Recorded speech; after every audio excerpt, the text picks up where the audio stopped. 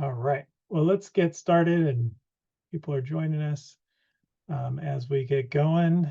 Hopefully, I know we have a heat advisory this week, so our hills do not look anything like these luscious, looks like North Carolina or somewhere, but we can pretend, right?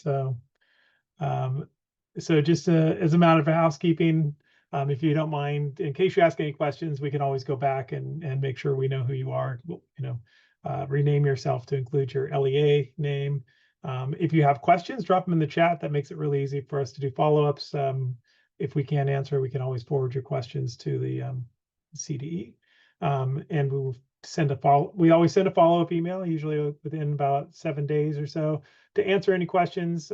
If you do have, it's a small group. If you do have questions, you want to come off mute, you can just raise your hand if you don't mind doing that. And we are recording this, and we're going to upload that recording with the agenda. Just quick introductions. I'm Evan Bartelheim, Project Director for Accountability and Data Literacy. I'm joined by my amazing team, Dr. Hillary Weissman, hey, hi. Karina Nahara and Roy Lung. And Jeremy's currently on, he's on a limited term assignment. He'll be back with us after December. And we thought we'd kick it off with a little spirit of the day. So let's collect a little data from the team here. Karina, if you don't mind launching that poll, we want to know what your favorite candy is of the candies. I'm just really curious. We had a similar poll we put out. I learned a few things about my colleagues the other day, so I was just curious what this group likes. I know what my go-to is. The fact that nobody hesitates to respond to this tells you that people have strong opinions about their candy. And if you're in the other category, please drop in the chat what the other category is, because I want to make sure. I was not aware of Nerds gummy clusters until the other day, and so it was not on the original poll. Now I'm very well aware that some people consider it a perfect candy, so I'm looking to you for advice. All right, give you just another minute a few seconds to finish the poll, and we will share the results. Sue Ann with the Twizzlers. Hillary, you were right. Hillary said, should we add Twizzlers? And I said, I don't think anybody eats Twizzlers, but you got Sue Ann, you got a Twizzlers fan in Hillary. All right, so let's take a look at the results. And let me show you what we got. So Reese's Peanut Butter Cups. I am, of course, a huge fan, although peanut M&Ms are actually technically my favorite. I'm never going to turn down a Reese's Peanut Butter Cup. I'm glad to see that I'm not alone in that. And I think it's justified. Both, there are peanuts in both, which is protein, so it's all completely healthy, right? That's the way I justify. That's the way I justify it. But we got some other strong contenders here with the Sour Patch Kids. Here's the one, Nerds gummy clusters. One of my colleagues made just an impassioned plea as to why Nerds is really the perfect candy. But I also see here, and this is apparently not controversial here, but candy corn is a great divider, in a polarized country. Like, apparently candy corn, there are candy corn lovers and candy corn haters, but it looks like we're firmly in the no candy corn corner. So at least we're consistent. And of the others, what do we have, Hillary, in the others besides the Twizzlers? I'm seeing in the chat, we've got Milky Way Dark. I see someone said candy corn is foul and should be banned from the earth. Totally agreed. Okay. I didn't even include my black licorice for fear of Ridicule banning me. Yeah, I know that's Hillary's. It makes it easy though, because you can always buy the black licorice on sale after. So anyway, easy to make her. Shelly with the Nerds and black. Oh, Shelly is another fan. Okay, so all right. Well, now we know a little bit more about you. Colette also with the black licorice. Karina with the red. See, that's where I'm like Twizzlers, no, but red vines, yes. Okay. So on we move. We should be joined by Sean Walker from the CDE at some point this morning. Has Sean joined us yet, Karina? She hasn't seen her. Okay, well, hopefully she'll be joining us soon. Just for the agenda for today, our quick introduction, we just went through some accountability updates, though, and then some general CalPads updates. And that's why I'm hoping Sean's here by then, because some of these, I think, she may need to weigh in or provide some insights. Then I just wanted to share some Fall One resources and just a couple Fall One related announcements. And then hopefully Sean's here because I put her some time aside for her to do a Q&A. And then I put it up front so I can remember to add it, but we have our feedback survey for today, and I want to make sure everybody weighs in before I let you go. And then just a quick overview of upcoming meetings and trainings. And then we do have our vendor breakouts. And Karina, we have, in addition to Power School and Aries, we also are joined today by, remind me. We have EduPoint, we have Aries, and Power School. Okay, so we have a new EduPoint was joining us, so excellent. So just the purpose, and I just want to be clear because sometimes I worry, like I'm not like I saw Sue Ann's question number one. Like I do go to Wednesday's Q&A, and I'm not that technically savvy. So hopefully you're not here looking for the super technical information. I do refer back to CSIS for those types of questions, but we do want to share timely information on CalPADS issues and kind of consolidate the things that are most critical. And it's an opportunity for us to provide feedback to the CDE as a county office. And they do ask us periodically, like, what's the word from the field, right? So, it's a good opportunity to surface things or issues that you're having. Even if I can't answer your questions, I'm happy to forward those questions on to CDE or CSIS. A big part of what I like to do is just to build the understanding of CalPADS impact and reach, and trying to either give you things to share with people outside of the CalPADS world, administrators or staff who are responsible for reviewing data, and for them to help understand the impact. And you'll see in a minute, I think, when I talk about accountability, how big the impact of CalPADS is. And if you're new to CalPADS, to provide resources, and I'm always kind of collecting, I'm a good collector of resources. And so hopefully some of those, if you're new to CalPADS, will be useful. We're not a replacement for the technical assistance provided by CSIS, but we like to think of ourselves as a complement. And to try to build understanding between different LEAs, including, groups within that. If you're a charter school or if you're a small district, maybe you can find like-minded people to help in your work, and then to share resources. We have a few resources we'll share today. We have everything uploaded to Canvas. I want to just take a quick tour since I don't feel like I always give it its sufficient support. So our CalPADS, or our CalPADS network Canvas page, I think of it as something you should bookmark, right? So, and I think Karina dropped in the chat, because it's a great aggregator of information. And I come back here periodically because you know how it is. You download that Flash, and sometimes it's gone off the main page for the Flash communications, but you still need to find it. And it's like, oh, but it's almost always here, and it's in an organized principle. Or you remember seeing something and you're like, oh, that's a really cool resource. Where did I put it? So we keep things up here for a couple of years. Once it's gone into that, we do archive things, but once it's gone into that 2 years out, it maybe is not as relevant anymore. But for today, here's our agenda. We have everything linked. You can see I've got some of the things you may have been getting recently in your CalPADS listserv emails. We include the most relevant flashes that we'll be talking about today, some other links that we'll be talking about. And then down here, I just want to highlight them because I don't think you generally will run out of time before we get there. But I threw in a bunch of Fall One reporting resources.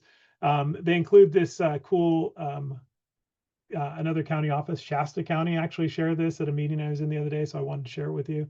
And it's just a report similar to ones we've had, but it's for sharing with your team when you're collecting Fall One, to make sure they know what the report you're sending them is designed to do.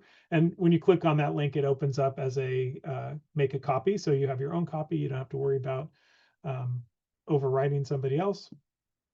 Our good friend, Rebecca at Fresno County, she's just always the best with her sharing is caring philosophy. I've included her link to her fall resource page. I've got the CSIS key places, the CalPADS Fall One checklist, which we've uploaded as well. This editable fall one timeline, you'll see it when we get there in the presentation. The fall one roadmap from CSIS, and then all these great playlists. So if you haven't been checking out the playlists, if you're, we're not able to attend live, all these great playlists are available now. And then the CDE fall one or Q&A or FAQ. And then I've got some other additional resources down here, just some general resources. So we like to keep this, think of it as a great place to archive things, and it helps us, and hopefully it would help you. So back to PowerPoint. I thought I'd dive in with accountability, because November is right around the corner. There's Sean.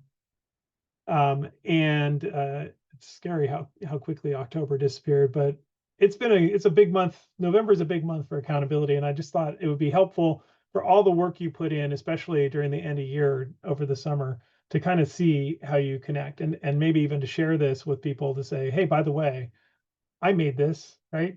Like you can point to this dashboard and point to some of the amazing areas. It also may be an important way to consider, how much information you collect this year, and where to dive back in. So first thing I wanted to mention is that a couple of years ago, per SB 114, we created a new category of differentiated assistance that applies only to districts and county offices. It doesn't apply to charter schools.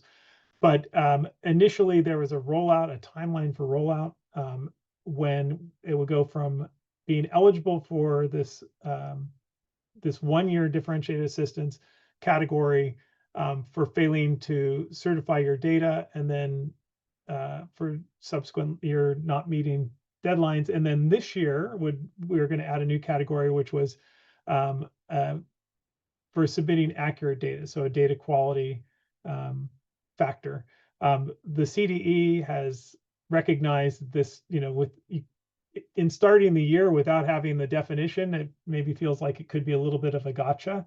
So while they're working on clarifying what that will look like, or what it would mean to not certify your CalPADS submissions with accurate, correct, and complete data, what kind of, red flags they'd be looking for, they pushed off 1 more year. So this is a change, and this was actually outlined in the recent back to school letter that was sent out to superintendents and charter school administrators. And basically it's saying this year that we're in, 2025-26, will once again uses the criteria failing to submit by the deadline for certification. And there have been a couple of LEAs of districts that they're eligible throughout the state per last year for this first round. We didn't have any of the first year, but for 24-25, we did have a few.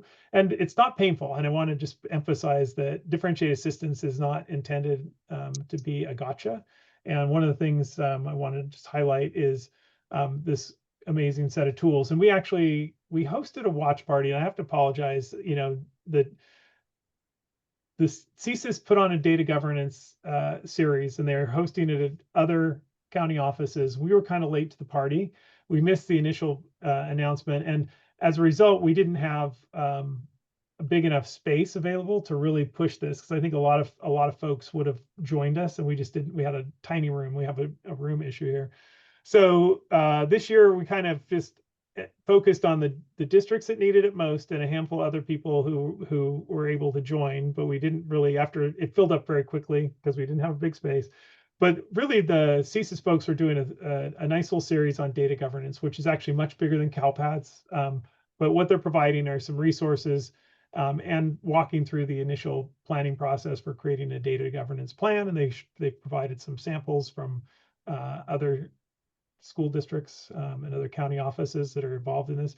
It's a big process. We're undergoing it as well. But they have on their, I think I've promoted this before, but they have on the CSIS website some of these tools that they're sharing that include the data management maturity model. These basically self-assessments that if you're in a position to bring in some other people besides just yourself to do some self-assessment, like where do we stand on these things, it gives you a lot of information back on where you are in terms of your processes and whether or not you need maybe some data governance planning and work. And CSIS will continue to do this in the ensuing years. So this first year we may have kind of got shortchanged a little bit just because of the timing, but we do hope to be able to in the future arrange for a bigger room to bring in more people, because really they want a team to come. And we had a couple of districts that actually did come as teams. That was really great. And that's what it takes. It's like we've always said, it takes a village. So you can't do this alone as a CalPADS administrator, CalPADS coordinator. It's just too much, and you really need that additional support. So we will continue to support the data governance process, but look forward to the next few years. Just out of curiosity, I put this little chat logo to remind me. Anybody who attended that, if there are any thoughts, anybody who was able to join us, I know a couple of you were there, or anybody who's used these resources or checked out these resources, I'd love to see in the comments if anybody has checked these out or tried, maybe even implemented them. Well, check them out if you haven't. So what else we have? So the dashboard, November 13th, big day, is the dashboard publication. It's statutorily required by November 15th, but that falls on a weekend, so they're going to do it a little bit early. And the dashboard will be published along with the differentiated assistance eligibility file on the same day. So for any districts out there or charter schools who are in differentiated assistance, we will know whether or not you're still eligible on November 13th to continue receiving our support, which that's how we see it, is support for you. It's not punitive. And then moving forward, and this is why I put in that this is the CalPADS connection. Obviously, you knew what a huge lift it was. So next year, beginning in 2026 and all years moving forward, the dashboard is going to be published annually on October 15th, right? And so that moves up everything. We know we have an expedited submission process this year, and that's going to create new challenges. But that's a lot about you, right? The ability to get it out by October 15th relies completely on the CalPADS staff and the people who support you being able to look at the data in a timely fashion and make sure that data is accurate. Some other things that are on the dashboard this year, just to promote them, not necessarily because they're CalPADS specific, but the science indicator is going to appear on the front page in full color, which is really cool if you're a science person. It's finally matured, so that I think a lot of folks were waiting for that because they worry that science was not getting its due consideration. Then the teacher assignment data is going to appear on the front page as part of the priority 1 local indicator. And the reason this is significant, obviously, is that everything you do for fall 2 plays a big part in the teacher assignment data. It takes a while to get up there. This is the 23-24 data that's actually posted, but it's going to be published right on the front page for both schools and districts. So that's new this year. It was previously down a few notches. And then the student growth model is also going to be published in December. That comes a little bit later because it takes a while to calculate. Also to note that this year we have the graduation rate alternate diploma pathway. So the grad rate will benefit from the inclusion of students who they're eligible for the California alternate assessment, and then they graduate from high school with that newly defined diploma pathway. And CalPADS is instrumental in making sure this happens by exiting the student with code 102, right? So any of your students who complete this alternate pathway are going to count towards the grad rate, which is in the past they haven't. Even if they get a certificate of completion, that's not considered a standard diploma. So it'll be very beneficial. And I think we'll see not just in the grad rate, but also in the college career indicator, some improvements specifically for that group. There are some updates, speaking of the college and career indicator, some updates for 2025, which are really going to hopefully have a positive impact. So the state board approved the inclusion of advanced placement. They're going to modify the advanced placement measure of the college career indicator to include the completion of an AP course with a C- or better. So they already count if you get 2 exams, AP exams with a 3 or higher score. Now, if a student completes an advanced placement course at any point in their 4 years with a C- or better, that would also count going on this dashboard. So they go back retroactively and look at that cohort. So how does this play in? Well, this, of course, is your course completion data that you're submitting at the end of year, right? And making sure that it was captured accurately over the last 4 years. So things that you did 4 years ago are now coming into play for those students who are graduating, who graduated in 2025. So that's important. Additionally, that transition classroom work-based learning experience measure was modified to include those students who are awarded the alternate pathway diploma. So again, that exit code 102 plays a big part. And for the last few years, there was no way to capture these students because you need to be a graduate to be included.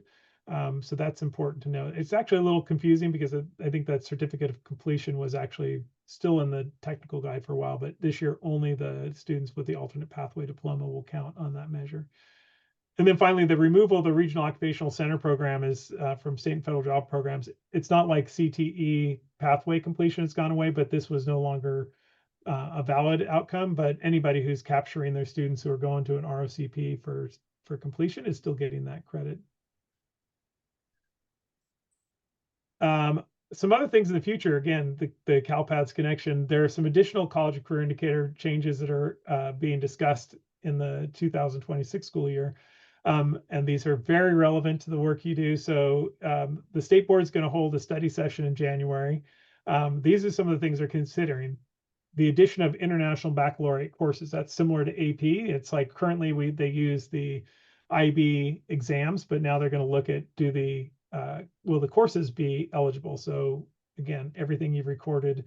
They're looking at the addition of Cambridge International courses. That's brand new, would be a new addition. And I don't know a lot of LEAs who use Cambridge International, but potentially if you're one of those LEAs, your recording of those will be included. The addition of the state seal of civic engagement. This is technically not a CalPAD submission, but it goes through the education data. I'm sorry, I'm blanking on it, the EDCS, education data collection system. So that's already being supported, but that's you're play a big role in that as well. And then the big one, and I really feel like this is for CalPADS people, hopefully will be like vindication for all the years of submitting the work-based learning data. These were kicking around, like these additional new career measures. It's not like these are brand new. These have been submitted through the work-based learning module, internship, student-led enterprise, simulated work-based learning, and then the ASVAB is collected again through the external collection. But they're going to be considered for inclusion, and I think these are really exciting ones, I think. And so hopefully all those years of submitting those courses, I've probably beat the drum a few times over, oh, these are going to be great. Now they're looking at them and they're trying to determine how they will be included. And I think they'll be included because they're such good outcomes for students. There's an accountability work plan, addition of consideration of reclassified fluent English proficient students in the English Learners Progress Indicator. So in this case, the LP typically looks at students progressing on the LPAC. They have to have 2 years of scores. But in addition, now they're looking to modify for just specifically for long-term English learners, any students who were reclassified in the year before they took the LPAC. So I'm curious. Now you've got this great cumulative enrollment extract that allows you to see who these students are based on either they've got the new data in the CENR extract based on the initial U.S. school enrollment date or the earliest EL status date. And then it shows you that that provisional LTEL start date. I'm just curious in the chat, if you've already started using the CER, has anybody added this as or pulled this in to their SIS to help identify students? I had a few questions about it at our DAN meeting, so I'm just curious if anybody here has been asked to pull this in, because there's a lot of attention on long-term English learners in the last year because of differentiated assistance.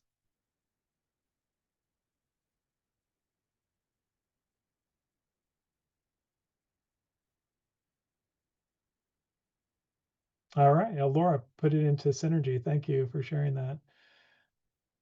Yeah, so if, again, it's helpful to know who these students are. And in terms of reclassifying, it's not necessarily, you're not going to reclassify long-term English learners just for the sake of, improvement on the LP, but the fact that, you've participated in all the capturing of this data accurately to both know who these students are and then to focus energy and efforts on whether or not they're receiving the supports they need. It's a huge part, I think, of the contribution that CalPADS makes.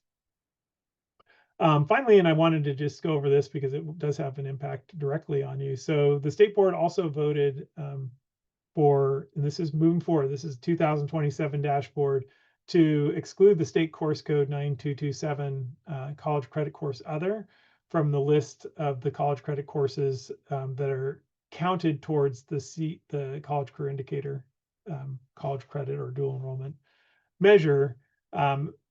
And they're not removing it, right? They're not retiring it. It's still a very valid course code. It may be the most, most, maybe a very appropriate course code for some of the courses you have. I've talked to a few districts about what they're currently using.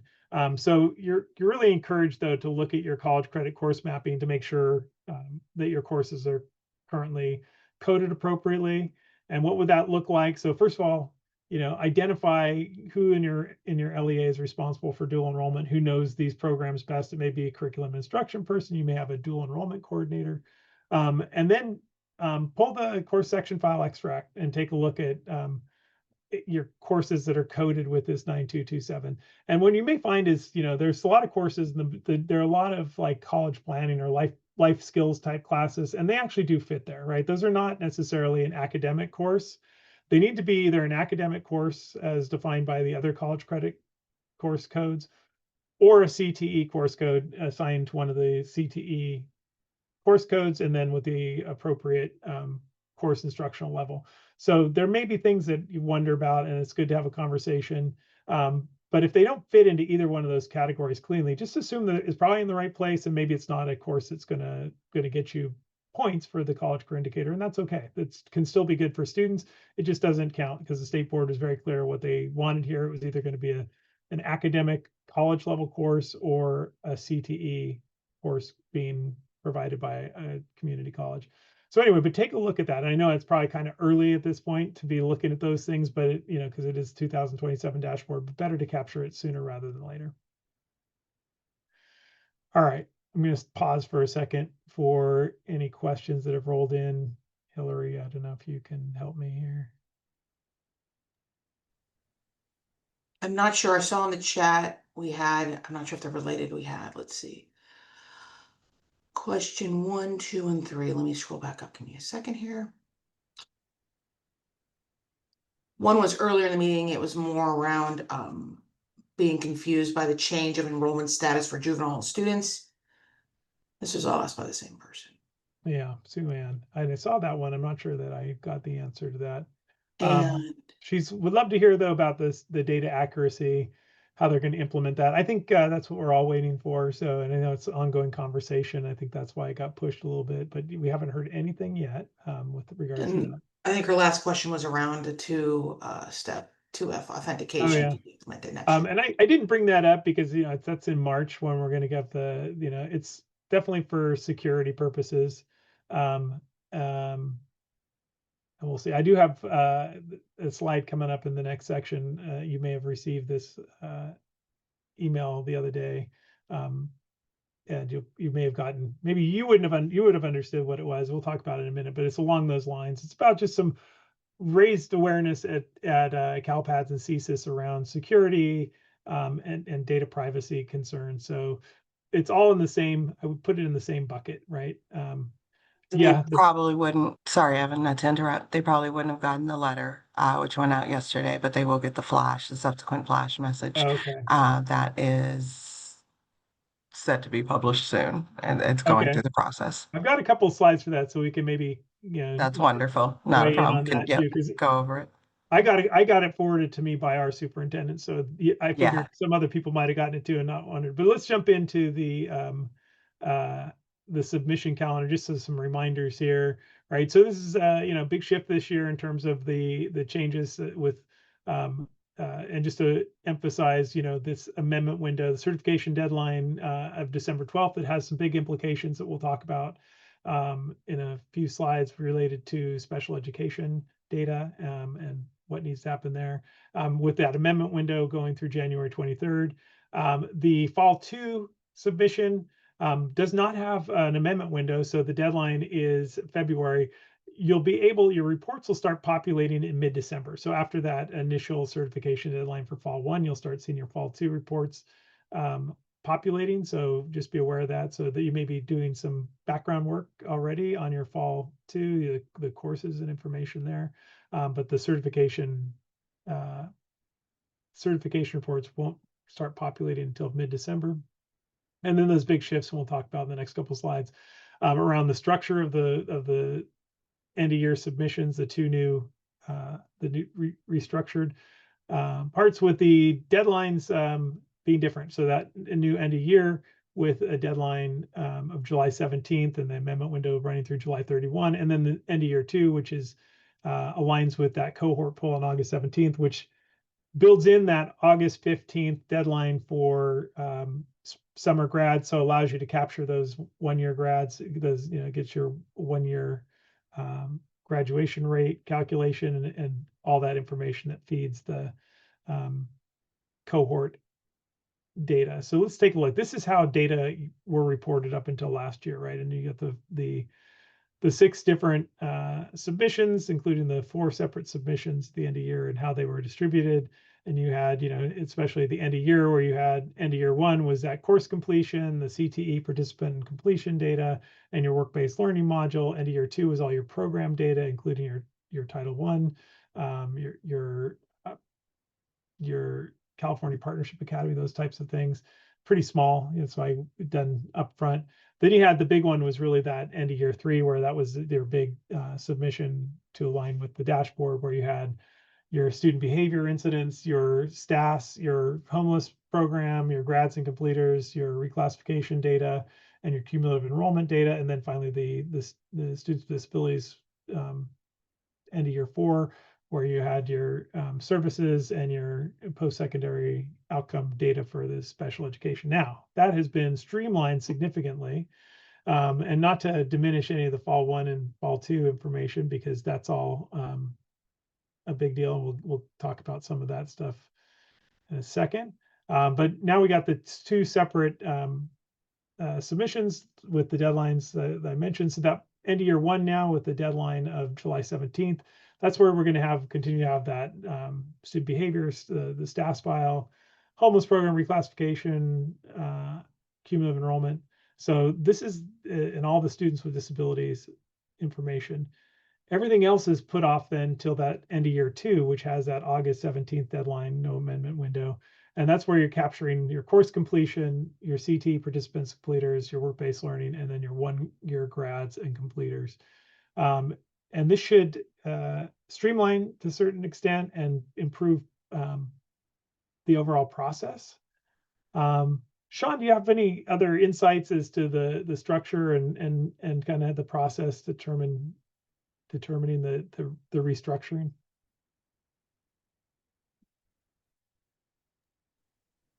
Sorry. No, I don't. You've done an excellent job as always, you and Hillary. I was actually I put myself on mute because I was typing into the chat, just reiterating some things that you had already touched on.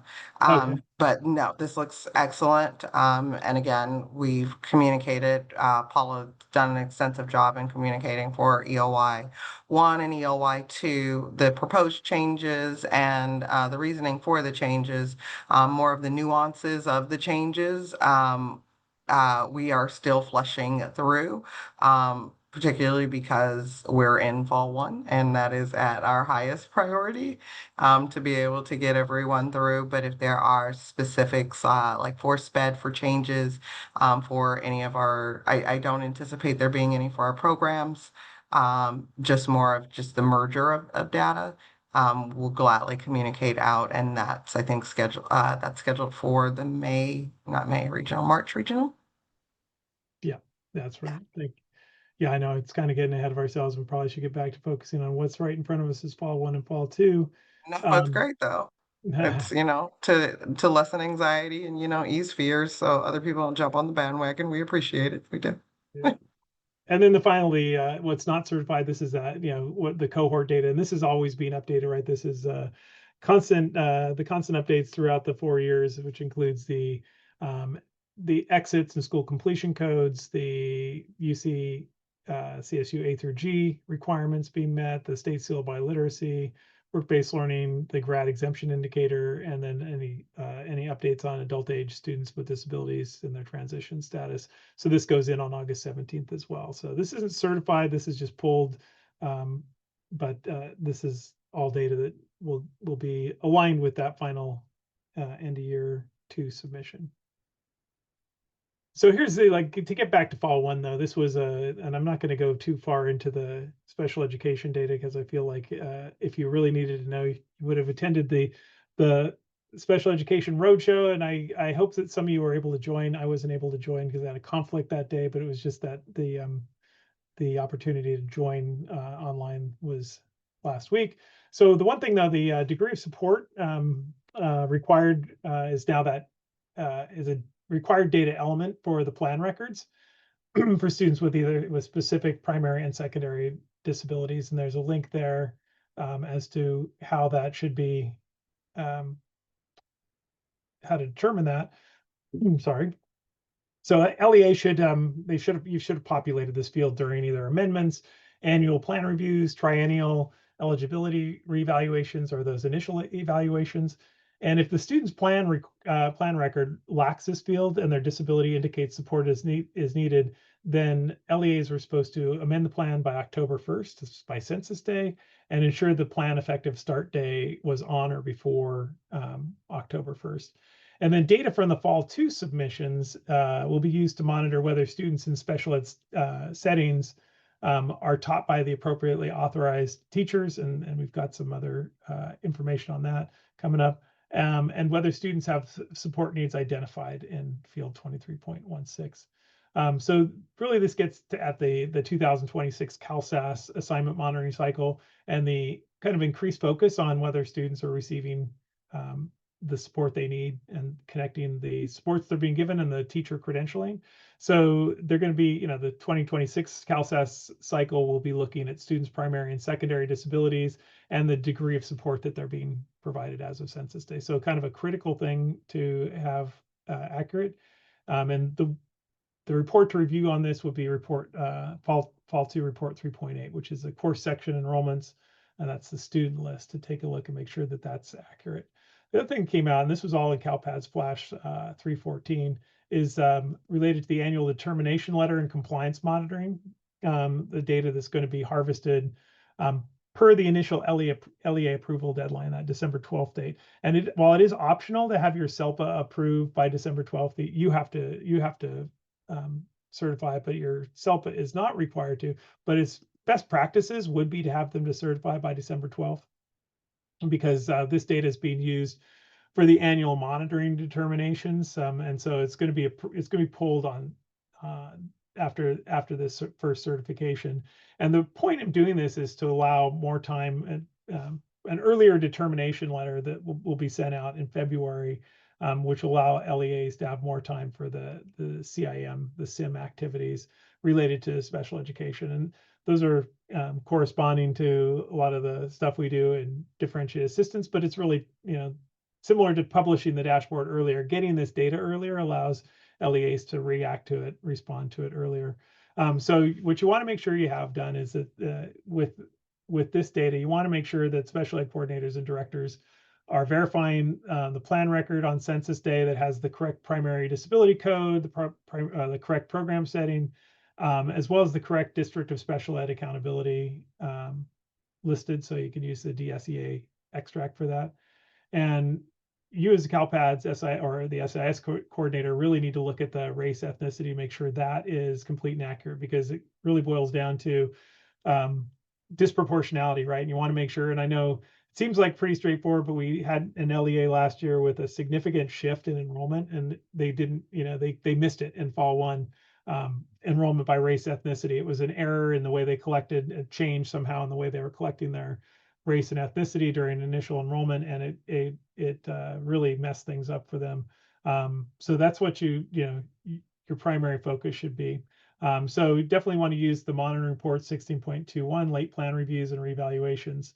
And there's going to be a new filter available to make sure you show students who are enrolled on census day and those who are non-compliant for timely reviews and evaluations. So that's the full extent of my special education data understanding. So if you have any questions, we'll refer you to Brandy. I mean, it's very complex, but hopefully, if you are doing those main things, you'll be looking good. I want to bring this up. This came up at the regional meetings in September. It feels like that was like 3 months ago. It was just last month. But there are 3 new state course codes that were released, and this is tied into that CalSAS, in ensuring that the students with disabilities have the appropriate services provided and the teachers are credentialed appropriately. So it's released to better identify instructional services to students with disabilities and monitor teacher assignment. Teachers assigned to those courses, make sure they hold the proper credentials. So, oops, sorry. So these are the 3 new codes. They need to have the instructional strategy code identified. They have to have educational service job classification code 12, teacher or staff assignment file, and then they need to ensure only students with the applicable disability are enrolled in the corresponding course records for these specific 3 courses. And these are the 3 courses that appeared in the new code set. So visual impairment instruction, orthopedic impairment instruction, and hearing impairment instruction. And this is all outlined in Flash 313 in addition to the being shared at the regional meeting. And Sean, I'm not going to put you on the spot to explain this, but I just, in a couple meetings, is there going to be more guidance for the specific scenarios? Because I think some folks are going, oh, I'm not quite sure. This seems a little bit hard. The various scenarios that could arise where you could have, this is only for push in, pull out services, and how that would capture some of the different scenarios. Is that right, that there'll be more guidance forthcoming on this, Sean? There will be more guidance, Evan, and that was based on the feedback that that I received from the COE meetings. However, when that feedback is scheduled to go out, right now, I don't. It's a lower priority for us. Only because we're in fall 1 and this is more of a fall 2 item. The guidance that we've provided, though, is clear because it's only regarding these 3 courses. I can see where county offices might have a conflict, which again, I'll gladly address it in the subsequent flash. But that's a lot fewer than districts or charters. Yeah. I can handle the, the county offices and being able to navigate you all through it. But it doesn't, again, that trickle down effect doesn't go to the other LEAs. So reporting the students with these courses and the teacher as a 12 versus a 27. Is ideal. And again, that's ideal because at some point you're going to have to. And so if you're reporting it up front versus on the back end, because you're going to receive a CalSAS exception for it, we're trying to encourage LEAs to be able to mitigate their back end problems, basically. And this is our way to be able to assist with it. It's been there technically for years. A lot of LEAs have already done so, especially during COVID. You saw, RSP teachers being reported with their students. So for a lot, it's not a huge lift.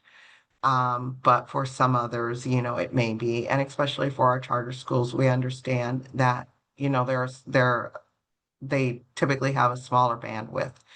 And so to do the extra lift, what does that look like? And so again, for those reasons, I'm happy to be able to put out either best guidance support, particularly to your credential analyst. We're doing that next week when we present with CTC for, I think it's the CTAC meeting.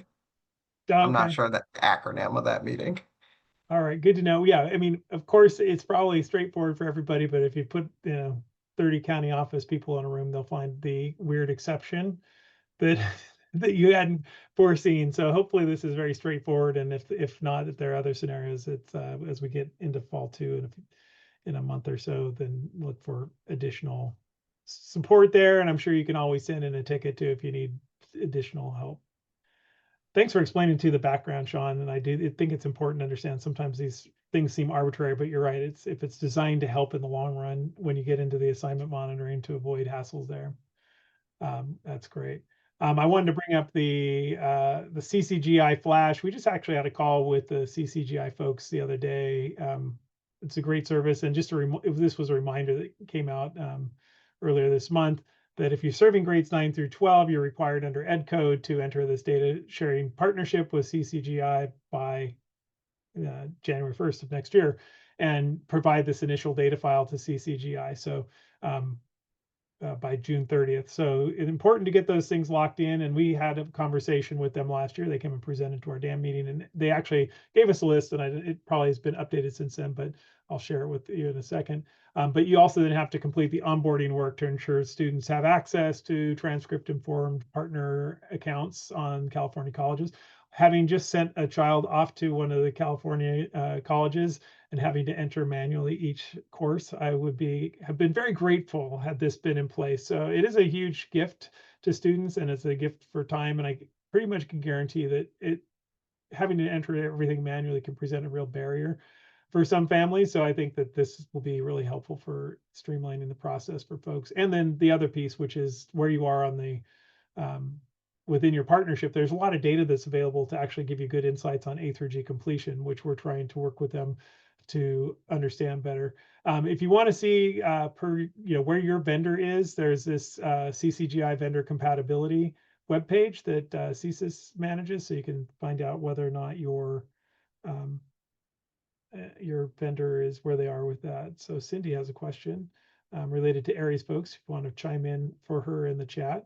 But here are the partner districts as of last, let's say it was April or May. So these may have been updated, but these were our districts, and there are a smaller list of charter schools. This was only districts that they pulled together when they presented for us.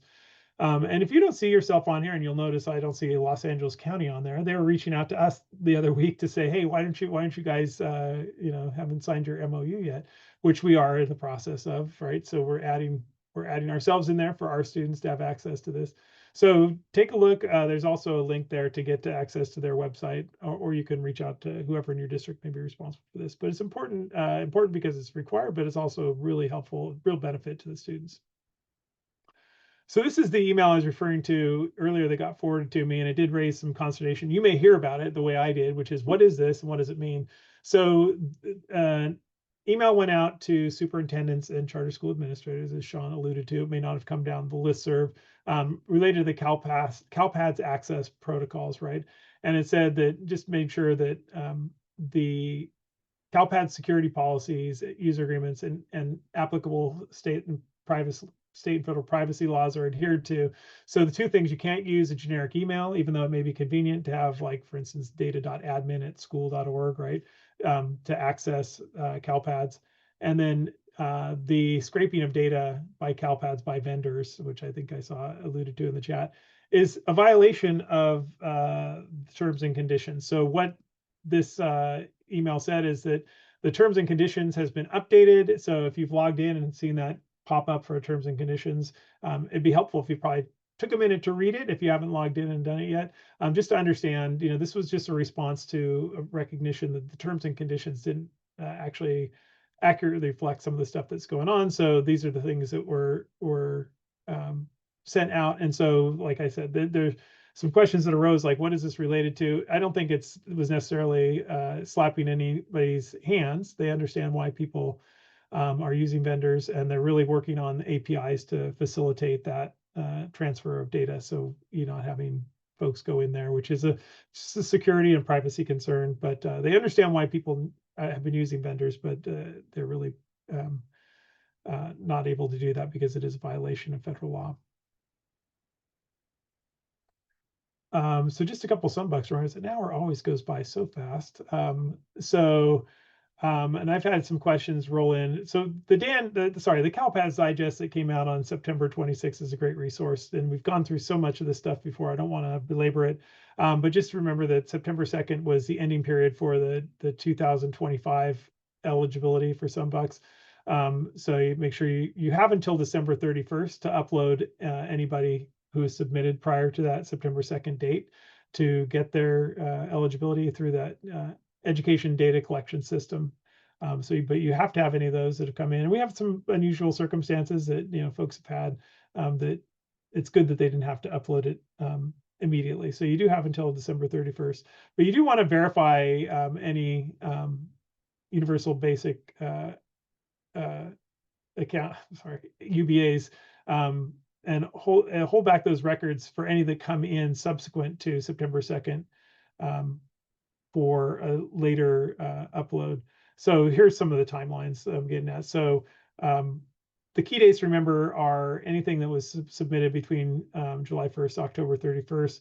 You definitely want to have a record 181 or 182 to make sure that they are counted towards your LCFF count, your unduplicated pupil count, because those would all count through October 31st if they had the form in on time. Anything that came in, the alternate income form or the UBA that came in during spring registration can be used for your LCFF UPC, so long as it used the 25-26 income eligibility form.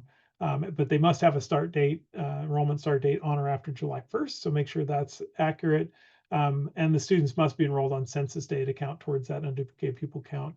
By October 31st, you need to ensure that the alternate income form, UBA, or National School Lunch Program applications are submitted to, they have to be in by October 31st, no later, for them to be included in the UPC. So that's money we're talking about. And make sure you continue processing UBAs with 181, 182 records for any approved applications. So all the way through the end of this week.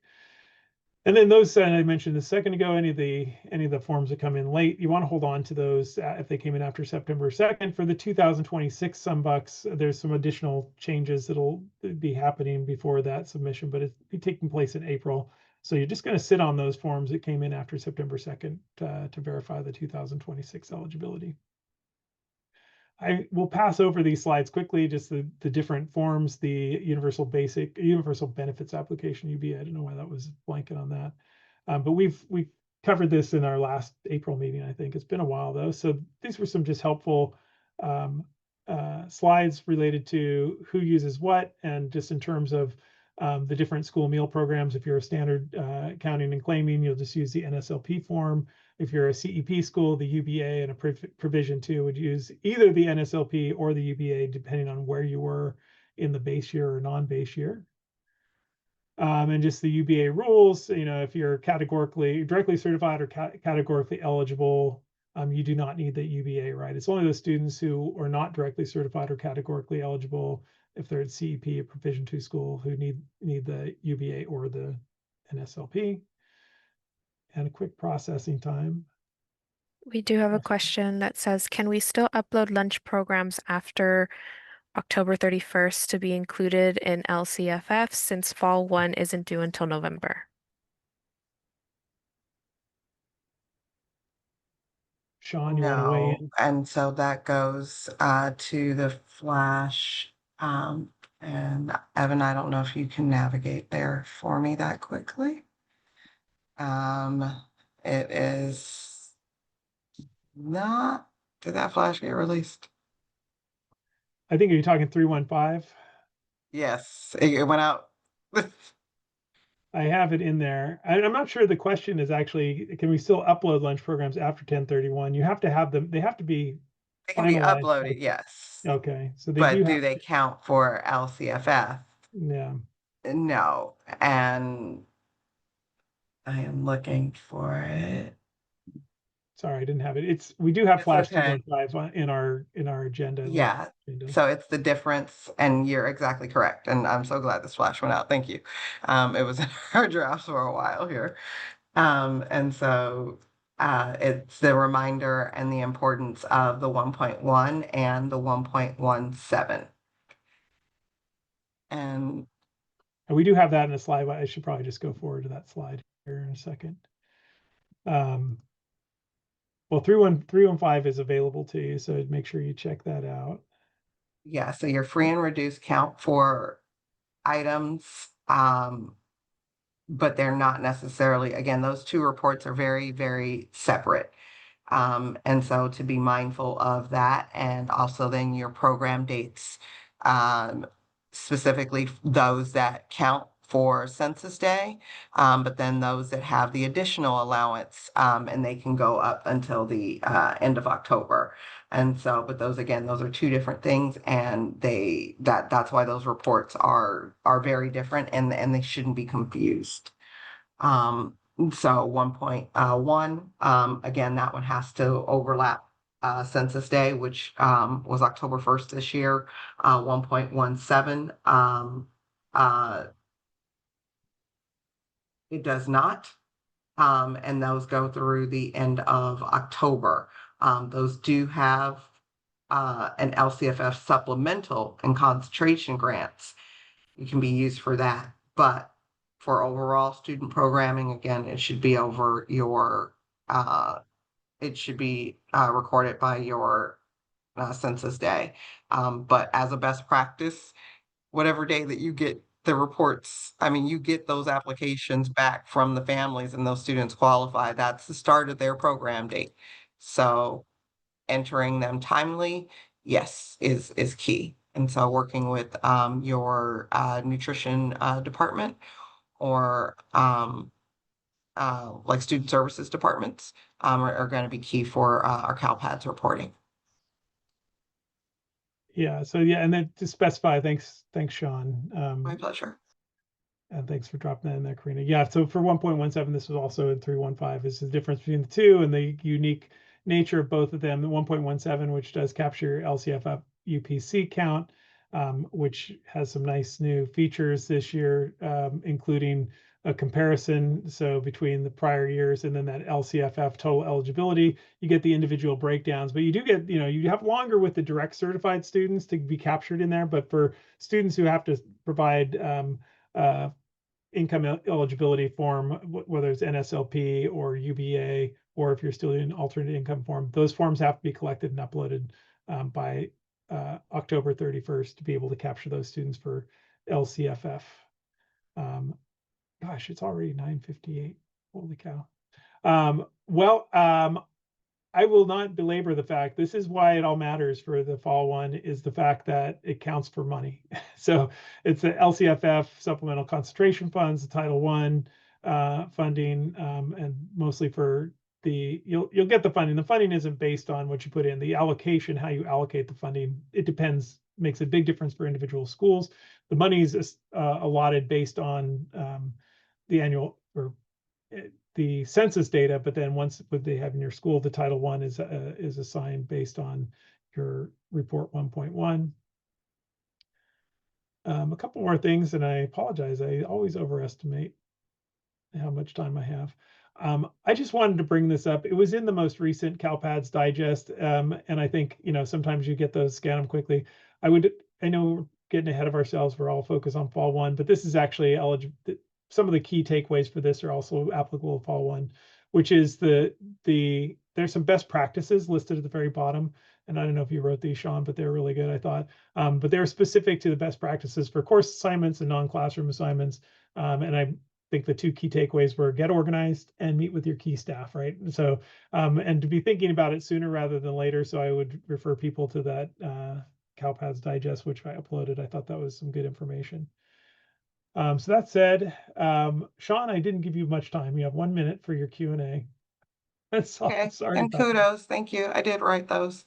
So thank you. And I didn't even, Wendy works magic and is able to put things in for me. I literally give her stuff in a chat message sometimes, and I'm like, can you slide this in there? So yes, we have a wonderful team. I'm not sure if I missed, Jan, thank you for your announcement for Aries Fix. We appreciate that. I'm not sure if any of the other vendors are having issues with the CCGI, but please do so and check with your vendors. I know they're working just as hard to be able to make corrections and update their changes. They all do a really great job for us. So thank you, and thank you to them.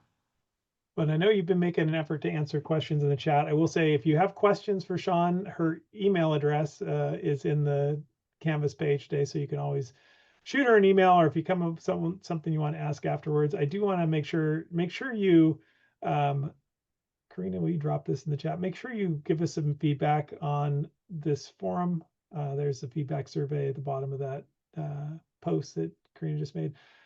So we would love to have your feedback. We want to improve things. Eric, yes, the dashboard will be published on November 13th. There will be a preview for dashboard coordinators 1 week in advance. It's a 1-day preview this year. And also, for the purposes of those of you who are super nerdy, which CalPADS people by definition are super nerdy, the dashboard technical guide will also be published on November 13th. And that's where you get into which fields they're pulling from for different indicators, so that it's all CalPADS related. I also wanted to just bring up, there's a couple additional meetings. So we have 2 more meetings for CalPADS Network on January 13th, April 14th. And I do want to say, I'm hoping to bring some additional stuff for end of year, which is a kind of dashboard related stuff, since it has such a huge impact, to do some specific trainings for both CalPADS and other interested parties, people who provide review for that during the spring. So look for the announcements about those in addition to our CalPADS network meetings. These continue to be virtual. And then, but as always, I defer to the amazing technical support provided by CSIS and the CDE for really any of the deep understandings. I go to the Wednesday meetings when I see many of you there as well, and that's really where you can get your most critical things answered, I think, in terms of detailed critical things. There's a link in here, and it's on our web page as well, for how to access the CalPADS Q&A, the weekly Q&A. If you don't go, you should. And then the CDE still has their special education office hours, Mondays from 3 to 4. And then the next regional meetings will be March 3rd and 4th with the end of year focus. And yeah, thank you, Sue Ann. Don't forget to sign up for the SPED listserv. I think that's included on our Canvas page as well. There's a lot of great information there. And that's it for now. And the vendor breakout at the list, Karina has dropped the link in the chat. Thank you all for joining us. Really appreciate it. And I hope your fall 1 is going along smoothly, and that you get everybody in, you get all your forms uploaded by Friday, Halloween, Nevada Day, my home state.